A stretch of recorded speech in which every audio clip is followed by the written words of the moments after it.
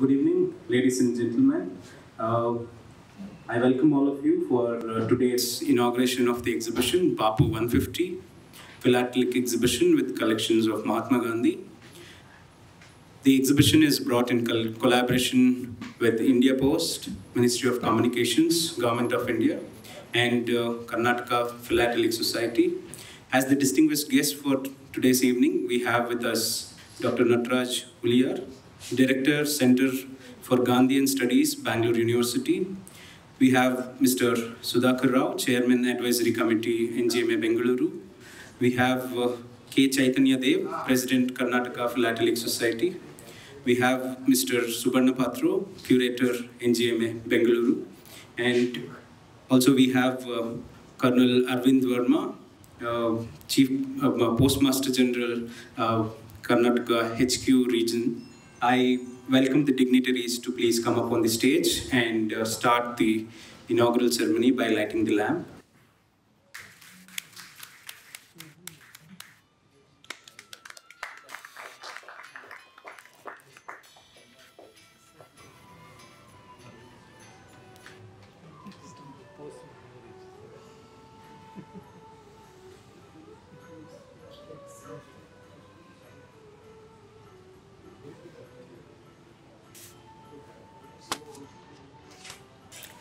I now request Curator Mr. Subarna Patro to give the welcome address.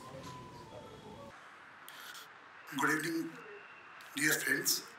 A warm welcome to one and all for today's inauguration of exhibition Bapu 150, Philatelic exhibition with collectibles of Mahatma Gandhi, celebrating 150th anniversary of Mahatma Gandhi, which will be celebrated throughout the year.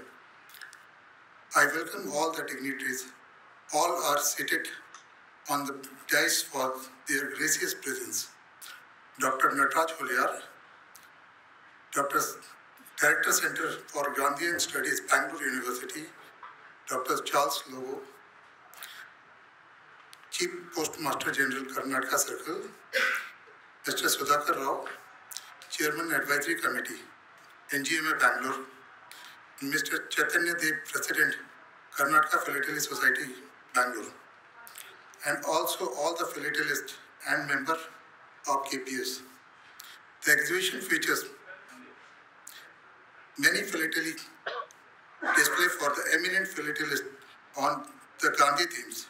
The exhibition will take you through Mahatma Gandhi's life using philatelic material, all stamps, stationeries, and all other postal items. I am sure this exhibition will be a great experience as it refers to the collection, appreciation, and research activities on stamp and other philatelist products. I congratulate all the philatelists for their willingness and participation for these exhibitions. I once again welcome all and all present here. Thank you. I now request the curator to welcome the guests by honoring them by giving a bouquet and a small souvenir item to them.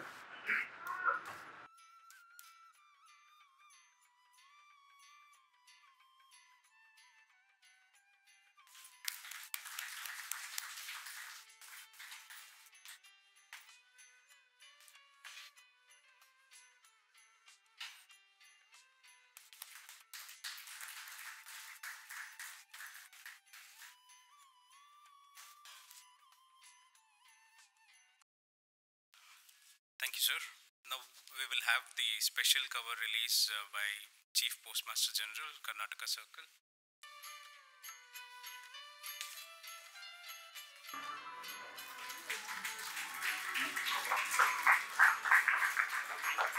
I now request the Chief Postmaster to say a few words on this occasion regarding the exhibition and the special cover release. Good evening, ladies and gentlemen. Sri Sudhakar Rao, Chairman, Advisory Committee, NGMA, Bangalore. Dr. Nataraj Uliyar, Director, Center for Gandhian Studies. Mr. Arvind, Postmaster General, and other guests on the dais, Mr. Patro, Curator, NGMA Bangalore, and friends. we had released one special cover here on 2nd. This special cover is different because this commemorates the Philatelic Exhibition with collectibles on Mahatma Gandhi. This exhibition we will be inaugurating today. This will be on from 6th to 23rd. And the entire collection is on Gandhi. I have exhibited one frame, 16 sheets on Gandhi. The way it is used is different. For example, one exhibitor will use Gandhi to say that he is the father of the nation. That is his story. The other will use Gandhi to show that he is a martyr, to show the sacrifice. That is his story. So every exhibit is a story. To put it in a simple way, if it is a one frame exhibit, it is a 16-page book which is kept open for you for reading. And how to see the Philatelic Exhibition? Philatelic Exhibition is nothing but a story of 16 pages or 16 into multiples. 16 into 2, 32 pages, or maximum is 5 frames, 80 pages.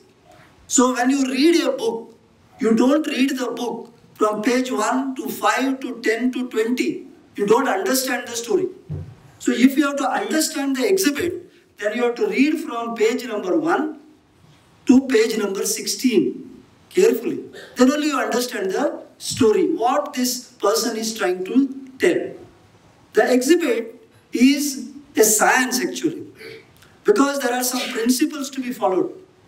The first sheet will tell you what is the theme, what this person is trying to display, and the first sheet will also have the index. It says in the index, my first sheet says this, second sheet says this, third sheet says this, like this.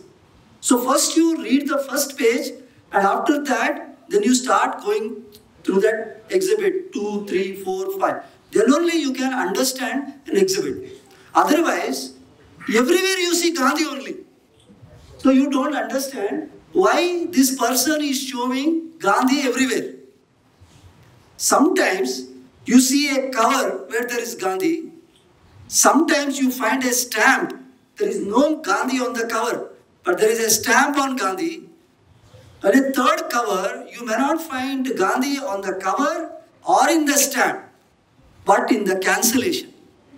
So you have to see where is Gandhi and for what purpose that material is used. That shows the creativity and the innovativeness of the philatelist who has prepared this exhibit.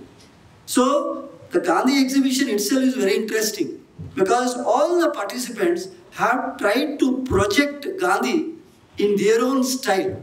And this is nothing but a book exhibition on Gandhi, to put it that way. This is not a stamp exhibition.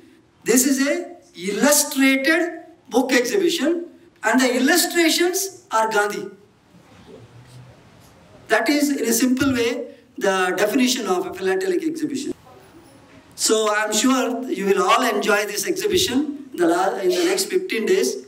Please see that and please tell others also. Thank you very much.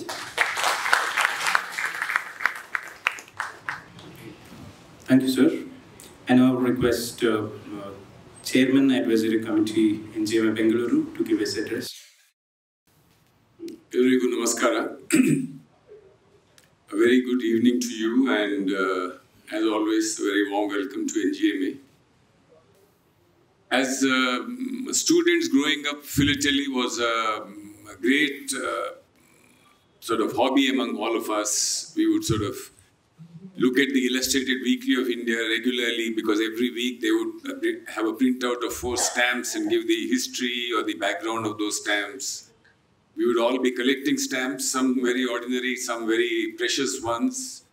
Pen friends across the continents were very important because they would then send letters which would have fancy stamps in them which would be collecting. In fact, it was around mid-19th century, around 1850s, that philately became a major subject or a major area of study, a major collection. And I was reading some material on this stuff this evening, and I was sort of astonished to find that the original name for philately was Trimbomanie, Timbromanie. And a gentleman by the name Georges Urpin, who was himself a philatelist, thought that this name didn't do the science or the practice justice, and changed it to philately, which is based on a French etymology.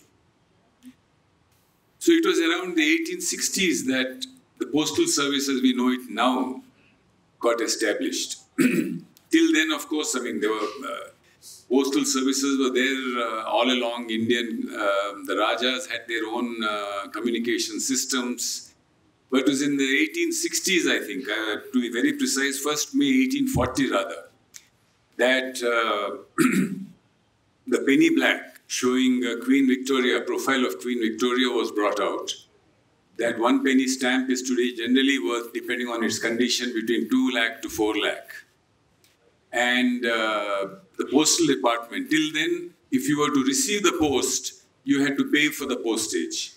But with the postal service, the modern day postal service established, the receiver was no longer having to pay the postal charges, but the person who was sending it, that is the modern system, was introduced. And of course, we all, I don't know how many of you have seen a movie called Charade, which had Audrey Hepburn, I think, and I forget that gentleman's name, that famous actor, where the entire story is about how a set of criminals are trying to steal a very, very valuable item. And in the end turns out that that item is a very small stamp, but worth millions of dollars in weight. Of course, the whole thing is fiction, but it just goes to say how much of role stamps had to play in our lives. But on 21st November 1947, the first stamp of independent India was released, and the subject was the Indian flag flying high with Jai Hind written on it, and the princely sum that the stamp cost was 3.5 annas. That's about 1/5 of a rupee then. The first one on Gandhi came on the 15th of August 1948. And of course, since then there have been so many stamps, so many first-day covers on the Mahatma. In fact, on his 100th birth anniversary, as many as 40 countries issued stamps. In all, so far, about 100 countries have brought out stamps on the Mahatma, and more than 300 stamps have been issued outside of the country celebrating this extraordinary human being who walked in India. What I wanted to say was that two of the famous Gandhian quotations that most of us have heard are, one, of course, he said, no culture can live if it attempts to be exclusive. Something I think that we in India need to understand, need to practice, particularly today. And the second one is, I do not want my house to be rounded by walls and my windows to be close to other cultures. I wish to become familiar with the culture of lands as much as possible, but I will not permit them to affect me or shake me from my very own status. Now, I'm mentioning this because, in its own way, collecting stamps did exactly that. We used to have stamps from it used to be from which country we have stamps. The idea was to have as many countries represented in our stamp collection as possible.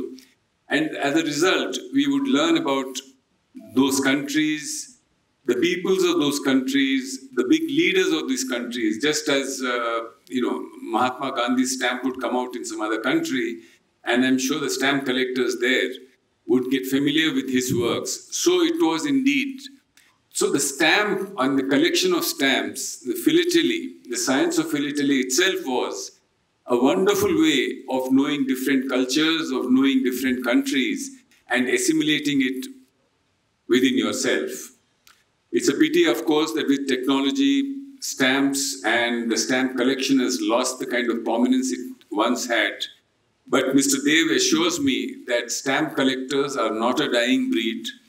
They may have become a smaller breed, but they have now become more serious collectors, collecting very, very high value, rare stamps from all over the world. So I think NGMA is extremely happy that not only are we celebrating the Mahatma and his 150th anniversary by having this exhibition, but also in our own way, helping the entire science of stamp collection of philately by having this exhibition. My special thanks are to Mr. Lobo, who has been extremely helpful, extremely willing to come forward and help us in the, collaborating, and Mr. Arvind, who last time gave a very eloquent speech on Gandhi and what he stood for. And enjoy the exhibition as and when we get a chance to go across. Thank you very much.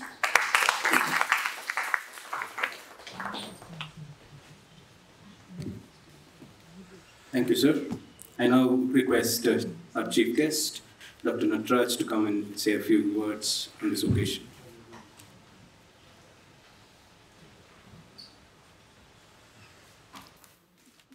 Everybody, namaskaram. I'm very happy to be a part of this historic occasion. Dignitaries on the dais and friends. The envelope which the Postal Department has brought out today has 3 different images of Gandhi which reflect his personality and his struggle. The first one is the walking Gandhi, Ekla Chalo, walk alone. The other one is the Charkha, which changed the way Gandhi would theorize and think. The other one is the meditative, the writer Gandhi. I congratulate the Postal Department for this meaningful envelope on your behalf and Center for Gandhian Studies, Bangalore University. In fact, I was also a part of an envelope release function on the occasion of Gandhi's commemoration of 100th year of Gandhi's visit to Bangalore. We had a bigger occasion then at Central College. I remember it, and I bought many of them and sent to many of my friends. I still use postal surveys, and I'm one of those rare species who still uses them. And I also thank the Postal Department for reaching Gandhi's postcards to nook and corner of this country, which many people very fondly preserved for several decades. I have heard and I've read it in many literary works that there were runners who would take those postcards across, because Gandhi mentions postcards on and on. He receives postcards and he would write them. So time has also come to revive the Postal Department, which is doing such a immense service, because only the Postal Department has the legacy to bring out this envelope, and also it has the right to do it, and it is now duty bound to do it. I congratulate them once again. We all know Gandhi was born 150 years ago, but if we look at this epoch-making personality, Gandhi was not born 150 years ago, but he went on being reborn on and on in his lifetime and also later. Very recently, I was reading a Kannada poem by Savita Nagbhushan, who says Gandhi was born. She raises a question in the beginning of the poem and says, where was Gandhi born? Gandhi was born in South Africa, in Martinsburg Station, is the second line of the poem. In fact, I went on. I got the cue and went on thinking about what the poet said and tried to think of Gandhi on those lines. Mahatma, it's true, Mahatma was born then when he was pushed out of the railway compartment, when he was asked to go to the van compartment. That is the first occasion where he felt what it is to be not a colored man. And he, felt the pangs of pain of the untouchables in India. When Gandhi was refused to be given a haircut by a white hairdresser, Gandhi felt very bad, but said, if you remember, yes, this is the reward for me for treating our own brethren at home, untouchables, like this. So it changed the way Gandhi would think and the way Gandhi would work thereafter. I think then the social reformer Gandhi was born. Came back to, stayed in South Africa, led the Indians there, and he experimented civil disobedience there, and it actually clicked. Because he didn't know, he had thought of another word, Sadagraha, later turned it into Satyagraha. It worked there, and there the greatest philosopher of 20th century, 19th century, philosopher of civil disobedience was born, because Thoreau had already worked out civil disobedience, but Gandhi led it in a massive level, and this is where another Gandhi was born. When Gandhi had an occasion to read Unto This Last, an activist who would think of the last person in the society was born. That's the rebirth of Gandhi. When Gokhale asked Gandhiji to go across India and to see for himself what real India is, Gandhi, if you remember, you will remember, Gandhi, travels third class to know the real India, and then he understands the kind of violence that the colonizer has done to our villages. That is where he made that famous statement, India lives in our villages. Later, Gandhi thought of having an ashram, Satyagraha ashram at Khosra, and he actually wanted to, present a new kind of community life, a secular kind of community life in India, which was caste-ridden, which was Varna-ridden, which was, which had all sorts of, prejudices. So he thought of ashram. He invoked the idea of ashram from ancient India. And I'll just mention what happened in a Kochra Satyagraha ashram. The ashram was run by donors. All of a sudden, an untouchable family comes there and decides to stay there. Gandhi welcomes them. The inmates would sneer at them. Gandhi and the donors of the ashram would say, we will not donate anything to you if you have the untouchables. Gandhi says, if that is the case, I will leave the ashram, go live with the Harijans, and would not want your donation. That is where another Gandhi was born.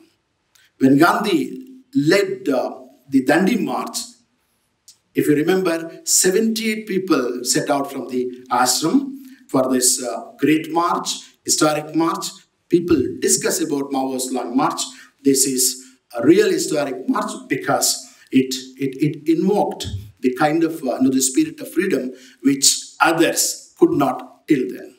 So several thousands of them walked along with Gandhi, only said, one step enough for me. It's a famous line from a poem, I suppose. One step enough for me. People, would go on joining him, and by the time they reached Dandi, it was several thousands that accompanied Gandhi. Gandhi made salt along with them, and real activist and resistant Gandhi was born then. Gandhi fasted. Gandhi had satyagrahas. When Gandhi fasted, he introspected. When actually, Gandhi was sent to jail after the Dandi Satyagraha, when he was arrested, Gandhi said, I'm very happy I could catch up with the sleep which I've missed for several days. Yet that kind of humor, sense of humor, only Gandhi, you've seen the photographs of Gandhi, only Gandhi could smile like that. The kind of innocence you see in his smile, which many of us may not be able to, have. So this is how, in the fast, also Gandhi was one. I think Gandhi made one important mistake when, he fasted during the Pune Pact. That's a historic mistake. Let us agree, but let us not beat Gandhi using the Pune Pact, because Gandhi was trying to correct, the Savarnas. Gandhi was trying to educate Indians, where Ambedkar was waging another struggle. Gandhi was actually complementary to what Ambedkar was doing. So what we see in later decades discourse is to make protagonists and antagonists of Gandhi and Ambedkar. I think time has come to bury that debate and see what Gandhi did to the Dalits, the marginalized, and the subaltern and women overall.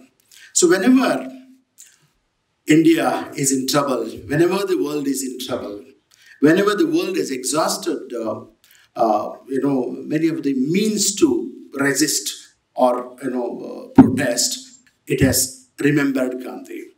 Even a modern day politician like Arvind Kejriwal, he had to remember Gandhi when he waged a war against corruption. So, Gandhi has been remembered throughout when Martin Luther King, was all set to use violence. When blacks were angry, they were supposed to, they were up in arms, they were to use violence, but they would have been crushed. Martin Luther King Jr. learned a lesson from Gandhi and led that struggle. Later, Nelson Mandela, if you remember, Nelson Mandela was into guerrilla fight.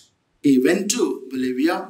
He was trained in armaments, but when he came back, he had to follow the Gandhian path. He chose the Gandhian path, and he later, would remember what Gandhi did in South Africa. When later Aung San Suu Kyi had to lead a struggle in Burma, she once again invoked, Gandhi.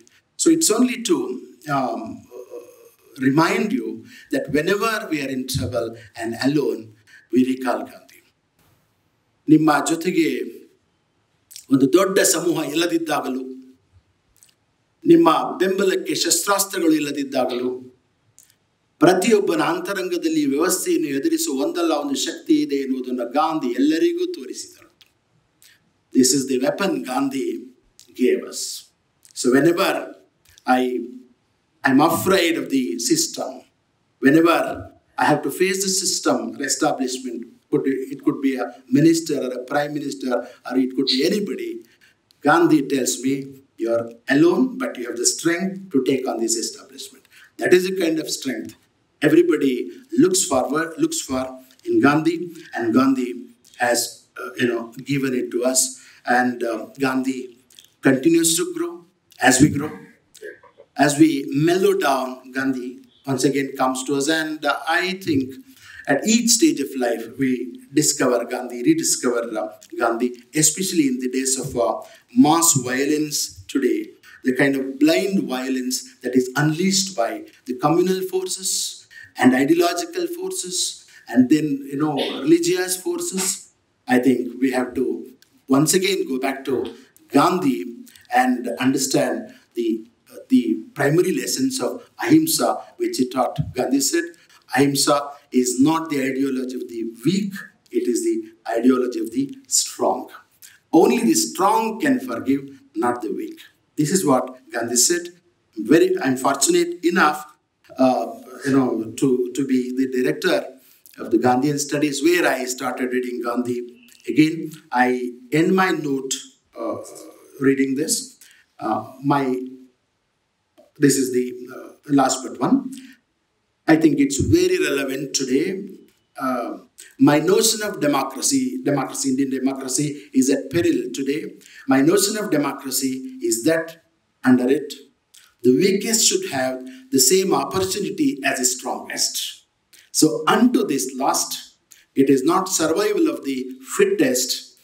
A democracy should think of, democracy should always think of the survival of the weakest. So this is what we distribute to the students. We come to our Gandhian studies. This is Gandhi's famous statement and talisman. All of you learned people sitting here would have read this, but I read it again for you. Whenever you are in doubt, somebody was in doubt and he asked Gandhi as to what he should do. Gandhi said, it's a very famous statement, all of us are familiar with it. I'm only reading it again. I will give you a talisman. Talisman is something you tie around here. I will give you a talisman.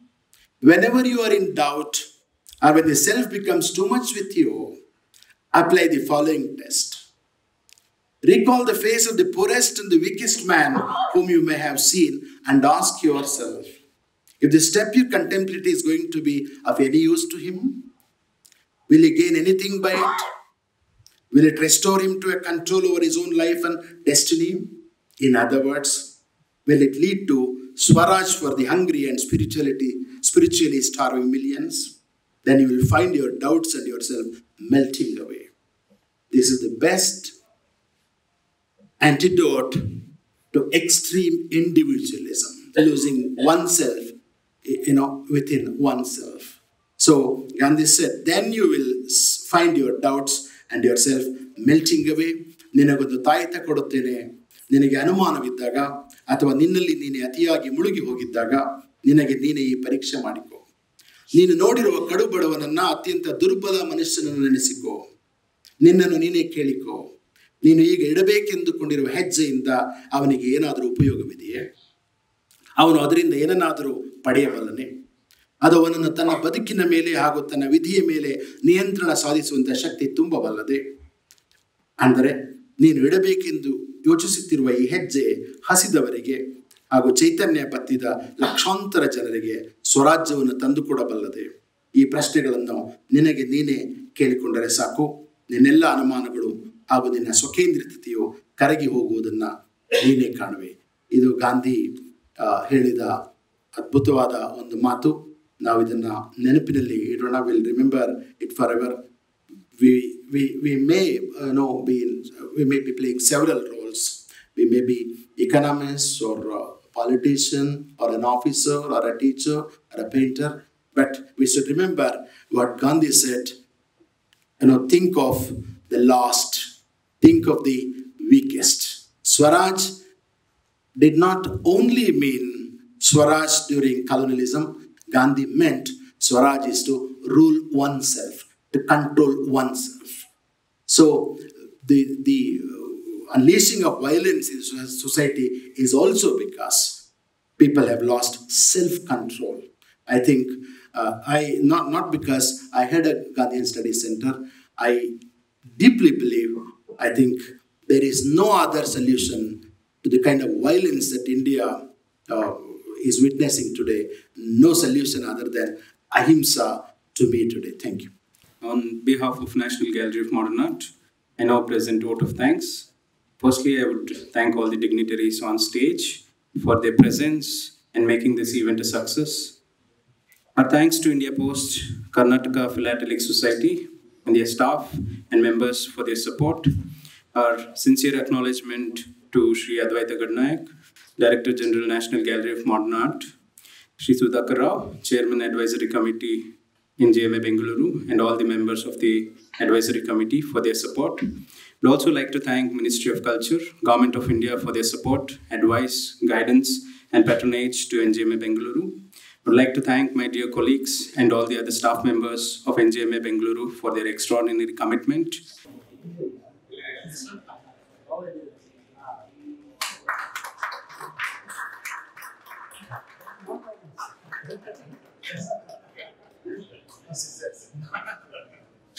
Who will explain? Yes. Explaining what I am going to show in this section.